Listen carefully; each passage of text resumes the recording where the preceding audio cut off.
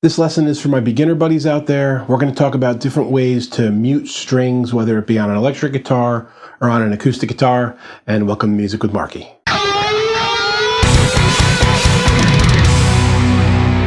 When we talk about muting, there are several situations or techniques we could be speaking about. You could be talking about palm muting,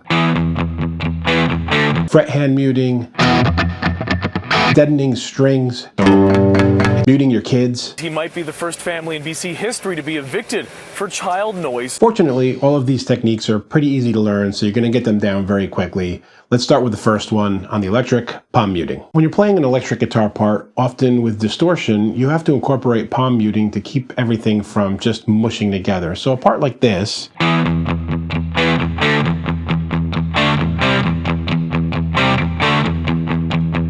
if you had no palm muting at all, it would just kind of ring together.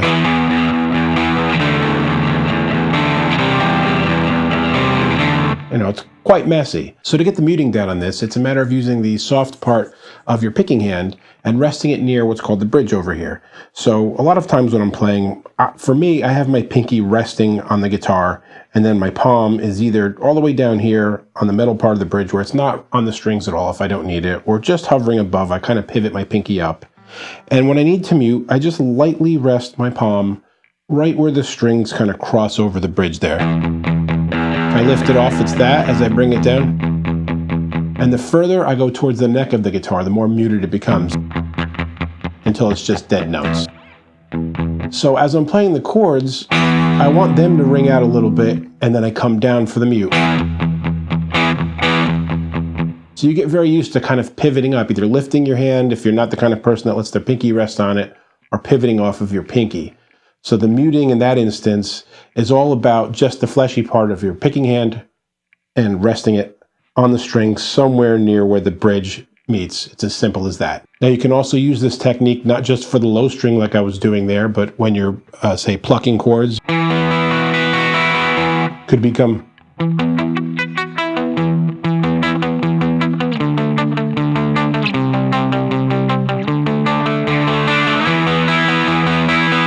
And you can see how you add dynamics and bring the emotion to a different place when you incorporate palm muting like that into your chord playing. Let's look at now what happens when you use fret hand muting. Now with fret hand muting, you're more often going to incorporate it on an electric guitar that's more distorted, or maybe on an acoustic where you're doing something where you're picking kind of fast and you want that clicky kind of sound. I'm going to do it with a more distorted electric sound here.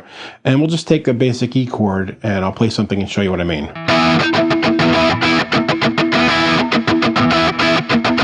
So while I'm doing that rhythmic picking part of the song, whatever you want to call it there, I'm just lifting everything off. I'm no longer holding the chord, but I can't just not do anything just by lifting off because I'm going to have open strings in there.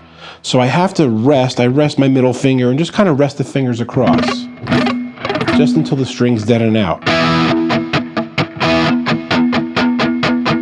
And that's all you're doing is using your fretting hand to rest on the strings and mute them. And you can get some cool effects with this too. If you are playing along, just say one string, as you move up and down the string, you'll get some harmonics, is what it's called, when it's this note that kind of has a high-pitched quality to it. It's a very popular technique that Eddie Van Halen used in a number of places. And you can also use this on really heavy parts with like a string muting type of thing.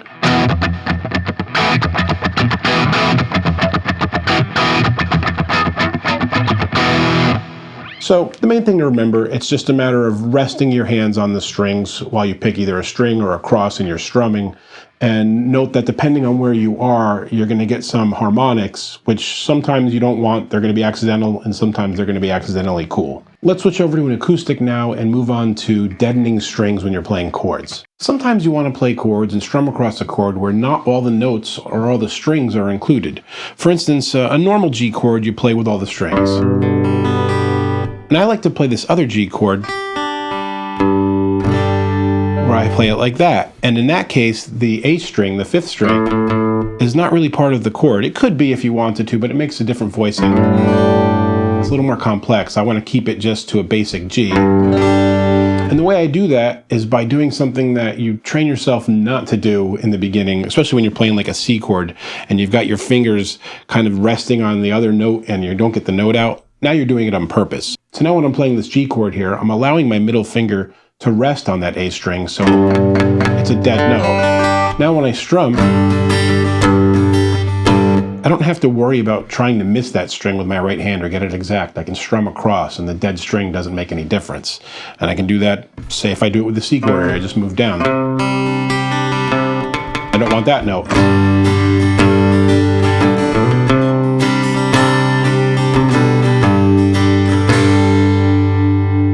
You'll find uses for this all over the place as you're building chords where you don't use all 6 strings. You can even do it on chords where, like this with the D, and if you really want to strum across and you can get your thumb across, you can deaden those 2 strings there.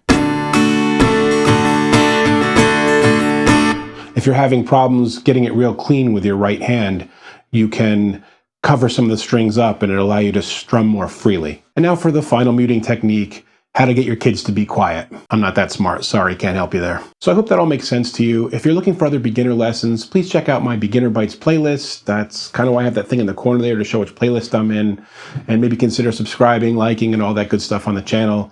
If you have any questions or comments, leave them below. I do get back to everybody as soon as I can, and until next time, guys, keep making great music. Hey friends, don't forget to subscribe and turn on notifications. It makes the whole world better.